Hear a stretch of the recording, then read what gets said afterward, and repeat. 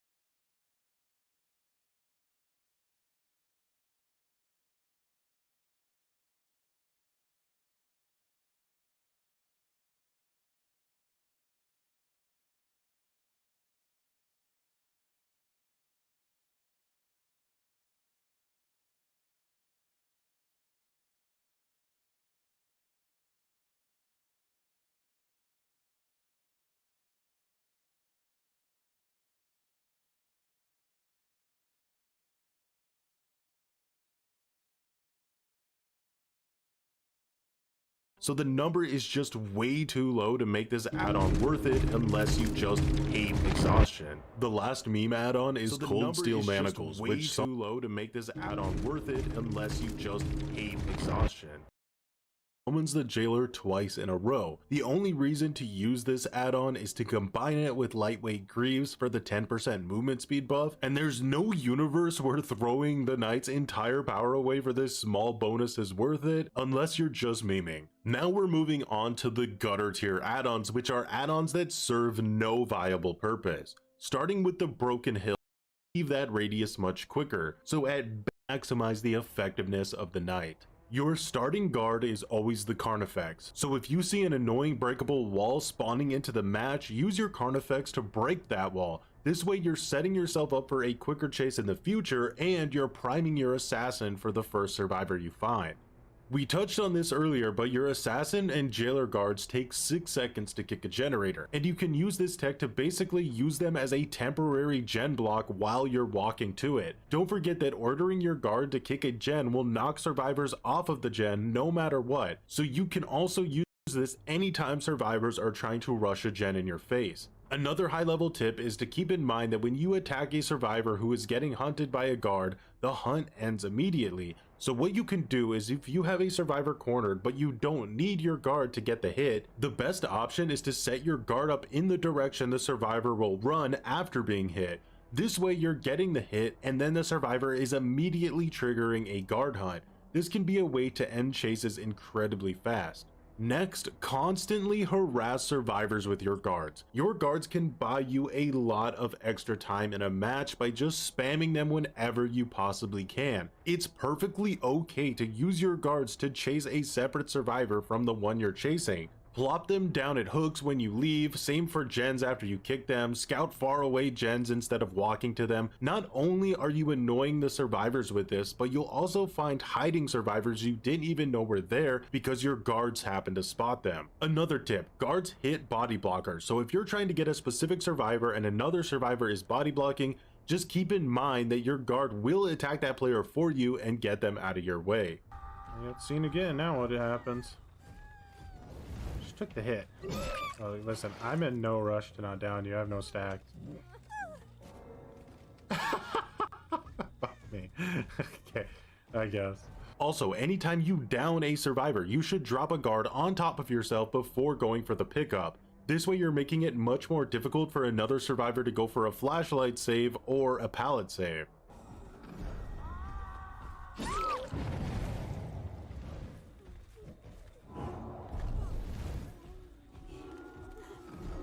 Alright, she's gonna go for the flashlight save anyway. Does she get it? No, she doesn't. Beautiful.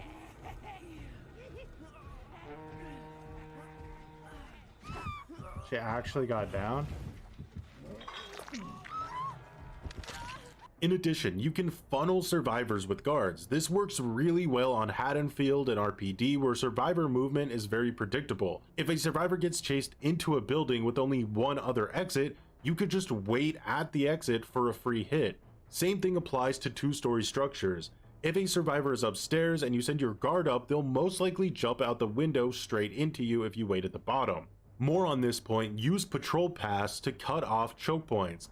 A lot of maps have really narrow choke points that survivors have to pass through in order to save their teammates or do specific gens. In this example, I simply put my guards on a patrol path across RPD's choke points, and they literally all rage quit because they couldn't get to the other side of the building to unhook their teammate. So even though I wasn't actually near the hook, they still rage quit just because they couldn't get past me. When it comes to the guards AI, keep in mind that any noise notifications make guards go through walls and floors. So if a survivor is below you but they fast vault a window within your guard's patrol range, the guard will straight up go through the floor and hit them. The same goes for missed skill checks. Now this is important if you're playing against good survivors. Keep an eye out because they will try to loop back to the standard that your guard puts down before they start hunting. If the survivor picks this flag up, they get a sprint burst and an endurance shield for free. So if you see them going for it, make sure to block them and hit them before they can. Also, if for any reason you see that your guard is able to hit a healthy survivor without your help,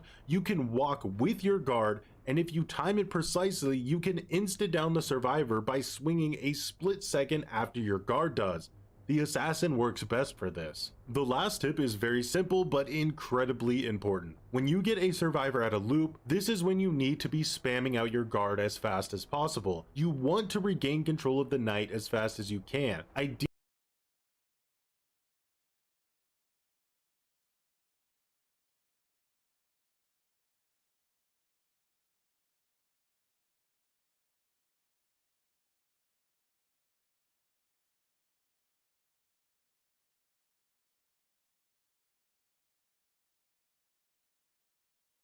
Ideally, this works best if it's a loop where the survivor doesn't have a line of sight on you, but even if they do, still spam it. If you spam the guard fast enough, they will be forced to leave the loop, which should hopefully let you get a quick hit. Okay, so those were tips on how to more effectively use the knight, but now let's talk about his weaknesses. The big first one is actually stealth. The knight is one of the most oppressive killers in DBD when it comes to chase. Regardless of how skilled a looper the player is or how badly designed the map is, the knight will still eventually get a survivor down. As a result of that, survivors will hide a lot so they can avoid getting chased altogether. Some of my only losses as knight recently have been just because I couldn't find survivors the entire match. Some perks to get around this are Monitor and Abuse, which gives you a smaller terror radius outside of chase so they have less time to hide when you approach, or Nowhere to Hide, which is a perk that shows you nearby survivor auras after kicking a gen, and this is one of the knight's perks, so you will have it. His worst maps to play on are big maps that heavily reward Shift W gameplay. Leary's is an awful map for knight because survivors just hold forward the entire game, going from window to window. Another awful map is Eyrie of the Crows because again, survivors can just hold W forever and not be punished for it. The takeaway from this is that when you get a bad map for the knight, just keep in mind that if you want to win, you may need to play a bit aggressive straight from the start, try to find a weak link and get them out of the game, or use them as bait for better teammates. Again, this is why I use the Call to Arms add-on because it really helps you on big maps like this. Another weakness of the knight is that he has a slow start in a match, so typically he's a comeback killer. You could try to run things like Corrupt Intervention or Lethal Pursuer, but personally I prefer to use perks that synergize with making a comeback instead. Just be aware that you will probably lose a few gens early in a match. Now we're going to move on to the best builds for the knight, starting with a more fast-paced build. It's also my favorite because it's very chase oriented and anti-survivor meta. The first perk is Save the Best for Last, which grants you a token up to a maximum of 8 tokens for each basic attack on a survivor that isn't the obsession, and these stacks reduce your hit cooldown, so after you hit a survivor, you'll recover faster and faster. This works great in the current meta. For one, Dead Hard actually gives you a stack, so it's not so much of a big deal. In general, there's a lot of endurance effects that you can farm stacks with. It also gives you a built-in reason to ignore one survivor on the team. That means you're going to be ignoring the obsession as much as possible. You don't have to ignore them completely, but just don't chase them. This way you'll get survivors dead much quicker without specifically tunneling anyone out of the game. The next perk is Fearmonger, which is going to be doing a lot more than you might think. Fearmonger afflicts survivors with the exhausted and blindness status effects while repairing a generator, and the effect lasts for 5 seconds after letting go of a gen. Now there's a few under the hood bonuses to using this perk. For one, it counters Fogwise completely, which is a new survivor meta perk that allows them to see the killer every time they hit a great skill check. The same also goes for other survivor aura reading perks like Empathy, Kindred, and Bond. In addition to that, survivors will not be able to see where their teammates are getting downed, which will hurt their map awareness and most importantly, allow the rest of the build to work. Our next perk is Scorch Hook Pain Resonance. This converts 4 hooks into Scorch Hooks, and when you hook a survivor on one of those hooks, it will cause the generator with the most progress to explode and lose 15% progression, as well as make any survivors repairing the generator let go and scream. Now by itself, it's not the most oppressive thing in the world. The gen progress lost isn't very significant. However, when paired with our last perk, Dead Man Switch, when the gen explodes and kicks the survivor off of it, the gen then becomes blocked for 30 seconds and highlights in a white aura for the killer as well. Now the problem with Dead Man Switch is that survivors will usually be able to see when you're about to hook their teammate and just let go of the generator at the last second, but because of Fearmonger, they're blind while on a gen, making the Pain Resonance Dead Man Switch combo actually work. Then combine this combo with save the best for last and you will start snowballing survivors to the point where they cannot recover. Now since this build is my favorite and I play against a lot of very sweaty survivors and survive with friends, I run Map of the Realm and Call to Arms. Also, if you missed it, you can check out the add-ons chapter for more info on those add-ons. For his second build, we're relying less on RNG. Scourgehook spawns are unfortunately always a coin toss in DBD. So to start, we have barbecue and chili. So every time you hook a survivor, you will see the aura of every other survivor further than 40 meters from you for 4 seconds. This will give you a lot of efficient information on where survivors are and more importantly what gens they're working on. Barbecue is not used nearly as often as it used to be, so survivors don't go out of their way to hide their auras behind gens as much as they used to. So after hooking a survivor, you walk to the gen being repaired and kick it to activate Call of Brine, which will make the gen regress at 200% speed and give you a noise notification if any survivor completes a skill check on it for the next minute. The next perk is Eruption, which will mark the generator, and the next time a survivor enters the dying state by any means, the gen or gens you marked will explode, losing 10% progress and making any survivors working on the gen scream. This will afflict them with the incapacitated status effect, which will make it to where they can't do anything for 25 seconds. No gen repairing or healing. The last perk is Nowhere to Hide, so after you kick a gen, you'll see exactly where survivors are hiding nearby or what direction they're running in. Basically, you're getting a lot of value from kicking a gen with this build. Now, the reason I prefer dried horse meat over Call to Arms on this build is because with so much information, you'll be able to start guard hunts much more reliably, and horse meat will help you get a few free guard hits. Then obviously again, Map of the Realm, because there's no choice. The last build here is for players who only have vanilla perks. Now the vanilla perks don't synergize very well together, so I came up with a build that is fun and decent, but also a little bit gimmicky. Starting with Scourgehook Monstrous Shrine. This is going to make any survivors you hook die 20% faster once you're further than 24 meters away from the hook. Then again, we have Fearmonger, which is going to make it to where survivors working on gens will not be able to see where their teammates are hooked, so they'll have to let go of the gen to get that information. If they get too greedy, you might easily get a free Hell State or two throughout the match because of Monstrous Shrine and Fearmonger working together. Then we have Jolt, which will make every generator within 32 meters of a survivor who is downed with a basic attack explode and lose 8% progress and then start regressing. As far as vanilla perks go, Jolt is basically the only gen regression perk. Lastly, we have Hex No One Escapes Death, or NOED, because it's the best vanilla perk in the game.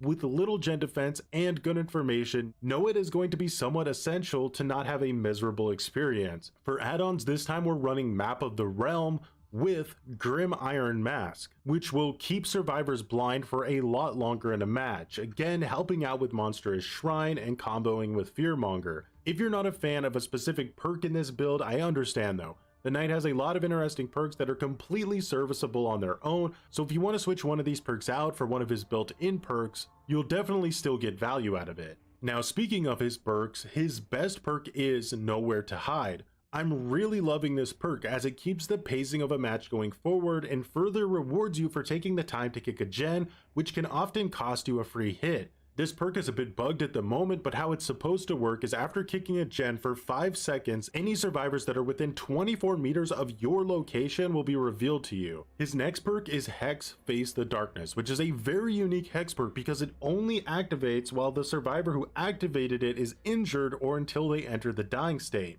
And what it does is make survivors outside of your terror radius scream every 25 seconds, revealing their location and interrupting any action they're performing. The thing about this perk though is that it isn't good on night. It's really only good for stealth killers because of the terror radius requirement or highly mobile killers, so you can quickly get to their position when they scream. You can also get meme value on killers like Pig and Pinhead who can passively benefit from the scream interruptions with things like solving the box or when survivors are trying to get a trap off of their head. His last perk is Hubris, which exposes a survivor for 20 seconds after stunning you by any means. That includes pallets, flashlights, head-on, etc. So this perk gets hard countered once survivors know you have it because they will start pre-dropping pallets to avoid the exposed status effect, which allows you to one-hit down them. That's why, again, if you want to run this perk, it's not good at all for Knight. Knight plays around pallets 90% of the time. Where this perk shines is with killers who benefit from pre-dropped pallets like Leatherface, Wraith, Blight, and Spirit, and on those killers, the perk is honestly S tier. It's so good that you don't even need to run any gen defense. Basically, all of his perks are cool and good, but Nowhere to Hide is really the only one he actually synergizes with. So there you have it. This guide should get you started with learning to play the Knight in the right way. The killer does have a learning curve, so you will need to put time in and really take risks using his power in order to become a good Knight player. I've watched a lot of gameplay of Knight, and I know that early on you can get the impression that his power is not always worth using, or that it's just terrible, but stay persistent with using the power and you will see why Knight isn't just underrated, but why he's actually one of the strongest killers in the entire game. If you'd like to watch me play the Knight, I'm live on Twitch 5 nights a week, so you could check me out there and we could do some Knight builds. That said, let me know your thoughts on the Knight, or if there's anything you feel I left out of the video so I can help you out in the comments. And as always, thanks for watching and have a good one.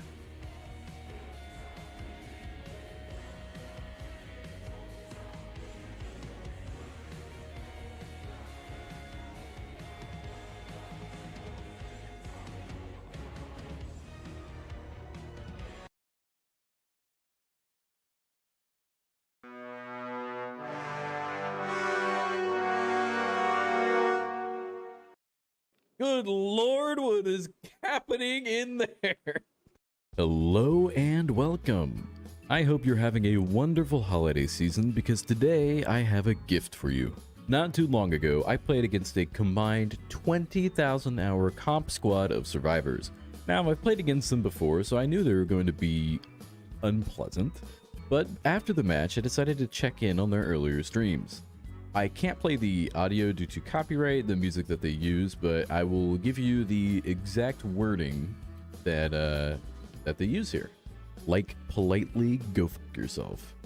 Like, with your eruption, overcharge, scourge hook, call a blind, politely go fuck yourself. I just needed to make sure he got a fucking 0k because I was not having that.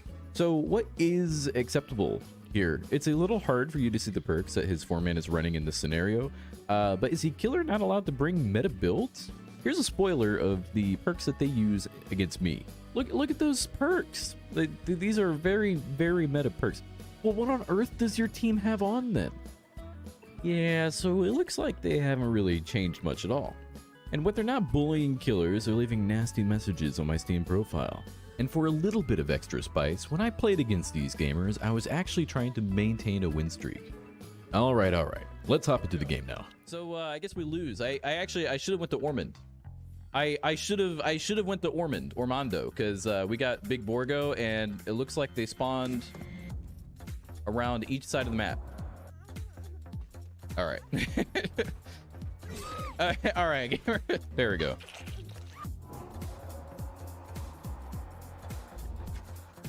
All right, because we've got the call to arms, we can send that guard out there. Look at him go. Look at that little man. There's somebody in the middle too. Turn around, Ace. Yeah, that works too. Ooh. Oh, it's gonna be like that then, will it? Ah, you're gonna be pre-dropping, are we? We're gonna be comp dropping pallets, are we? That doesn't work against the Knight. Actually, I shouldn't have waited. I waited there thinking maybe, oh maybe he has Dead Hard. Is he still pre-drop? Holy fuck. That is comp dropping. Look at this man, dude. Holy shit, dude. Look, he's comp dropping everything. I should have swung on that man. Jesus H Christ.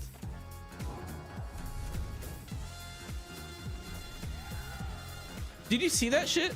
Like, what the fuck? I guess we are playing comp, dude. Also, now he has a med kit, by the way. Keep in mind that Ace, he brought a med kit, so he's over here healing somewhere. He's actually already healthy. That Ace is already healthy. That's awesome. I love that, dude. I love that for you, Ace, that you're comp dropping every pallet on the game. Oh, you're all comp dropping. Oh, okay. Okay, okay, I see. How. Why can I not use my power cube? Oh, I guess I just can't. Gotcha. So we're all pre-dropping. Okay, all right. I see you. Right about now, I started realizing just how hard I'd have to work to win this match. These guys are gamers. Also, they've done a horrifying amount of generators already. So I love that. I love that for them. I know, yeah, literally comp dropping. That Ace has a green med kit. Ooh, that was an excellent dead hard on Z's part. Green med kit on that Ace, or purple, I suppose. It could be a purple med kit. I put a guard down here because I suspected someone would go for a save, but here it also seemed to literally body block the flashlight. Yeah, you do? Oh, that's awesome. Yeah. Well, let's see what else your team has. Yeah. Why? How could you f that up? If you've been paying attention, you might realize that despite it only being a couple of minutes into the game, we're already down to a single generator. These gamers are very, very experienced, and we are going to have to fight tooth and nail to claw our way back from only 2 hook stages and a single generator left. But luckily, Knight has plenty of ways to maintain pressure. So we've got one gamer over here, somewhere. One Caitlyn over this way. I will absolutely camp this out, my good bitches. I know, I don't know why she didn't body block that. It doesn't make sense, does it? I will camp my little heart out. These gamers have reassurance again. Look, they have 2 reassurances. These good bitches over here have hit her with 2 reassurances. These people are comp. They should go for the rescue when I'm sending that out. I don't know why they're not. Maybe they don't like her that much. Well, that's a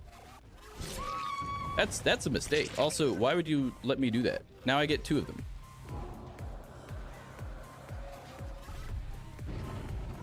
Now you're in a very bad spot.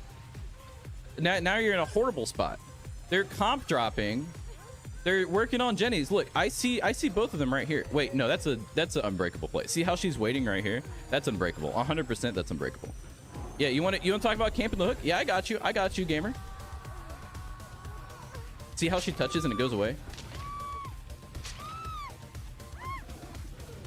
All right. Do you have another one? You got another one? You got any more, gamers? You got any more in you? I'll grab every single one of you bitches. All right, let's go, dude. Let's go. Let's fucking go, man. Yeah. They should have unbreakable. If they don't have unbreakable, I'm gonna be very surprised. Like, if they don't have unbreakable, that is like a mistake and a half on their part. Yep, there it is. Look, the instant unbreakable. The instant unbreakable on their part. Yeah, I see you. I see you, my good bitches. Where'd you go? Oh, you both went back over here. Wow, that's so strange, isn't it? Yeah, this is a comp team, dude. What the fuck? Odd, yeah. They're trying to finish that gen too, but unfortunately, I can just put on so much pressure with these guards. Are you hook trading? Please hook trade. Please, yes, I love it. Awesome. Awesome possum, dude. I'll take that every day of the week. Yep. Oh, and instant chase too. Excellent. There we go. Because we can just hook trade. Yeah. Because we've got a scourge hook here. I'll hook trade every fucking day of the week with the pain reser there, dude. Yeah. I love it. So the buff to the Knight recently made it so every time you kick a gen with your guards, it applies the base 2.5% regression. That's actually a very big deal. That's very good. Up you go. Actually, you know what? They might even have deliverance. The way that these gamers are running, they might have deliverance. So I'm actually going to drop a guard on her body. So if she does deliverance, the jailer, which lasts 24 seconds, or I guess he'll just spot her immediately. I was going to say the jailer will he'll f her up. But this works too, actually. I'll take that too. Yeah, if only there was a pallet on this map. Ow. She's taking me far, far away. And actually, you know what? It's not, there's no point. They're just going to be sitting on that Jenny or something. Or healing up or something. Yeah. Hello, gamer.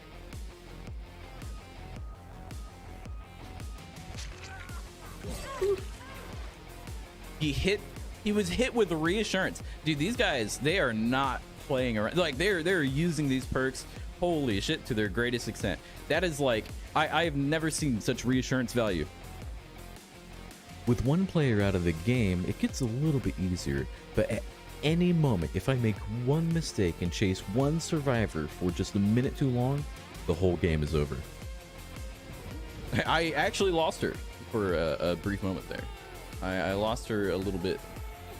Dude, I can't believe that ace was like comp drop. I mean, they're all comp dropping stuff, but that he was like straight pre-dropping. Very good palette. He didn't even pretend on that middle middle room there. That is like a very, very good palette. And the fact that he just dropped it, oh my god, dude.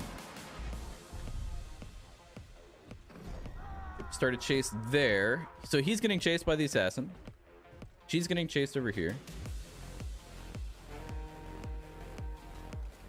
All right. Well, we're about to get another guard. He's running to the unhook, it looks like. Turn back this way. There we go.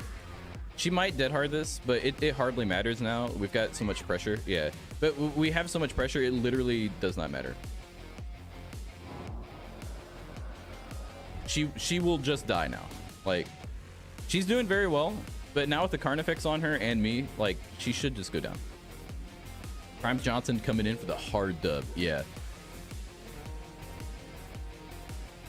Oh, wait. Actually, wait a second. That was a good little turn. I didn't see her do that.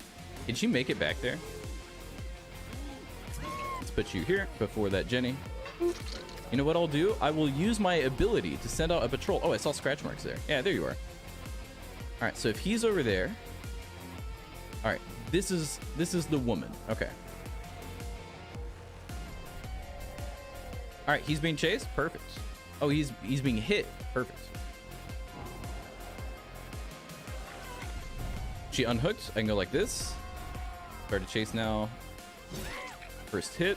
It doesn't matter really who I chase too much. She's gonna be running over there because she has my attention. Yep. She thinks I can be persuaded to enter the dead zone, but she's incorrect. What I'm referencing here is that the survivor is trying to lead me away from that generator and into an area of the map that doesn't matter for them, that they've already cleared. If I chase her out there, the game's over. Unfortunately, I am not going over there. Oh shit, I found her. Oh, sick. Okay. Cool. Well, let's put you on this hook. I see the other woman here. There are only 2 women left. And Ace is gone. Oh, Johnson. Oh, he almost got her.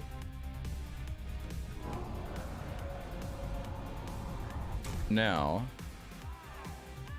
you dead hard. Why did you get no speed from that? Did you see that? That was a good fake. Did you see? It looked like she didn't get any faster.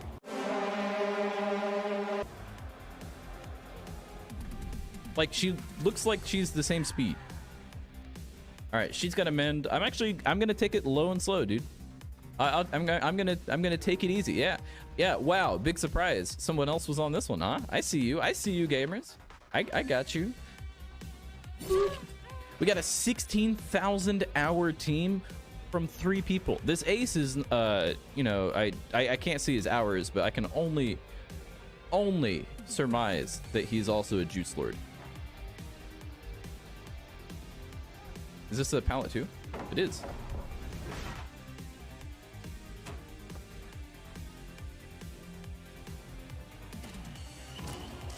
Let's try to drop it there. That was good. That was so good. But actually, it's not that good because if she looks over here, she gets seen. Yeah. Gotta wait for the dead hard, or I just. Welcome in, my friend. Oh, I did not mean to do that. I canceled the power early and did not mean to do that. Oh, good news. Good news for me that you will actually just go down. I figured she was going to dead hurt, so I just dropped the assassin instead. There we go. My lord. Break that pallet. My lord. We actually did it. This Nia and her squad regularly style all over many killers, so I have to say I had a little satisfaction in giving them such a close game. Not to mention they played extremely well for most of the match, relying on their perks to overcome some seemingly quite desperate situations. But in the end, their overconfidence was a bit. And what happened after that? Well, we get called cringe, and they left some pretty unsavory messages on my team profile. Again. If you see gamers like this, just be better than me. It's fine. Just block or dodge them. It's really not worth the trouble. They're going to be like this. So thank you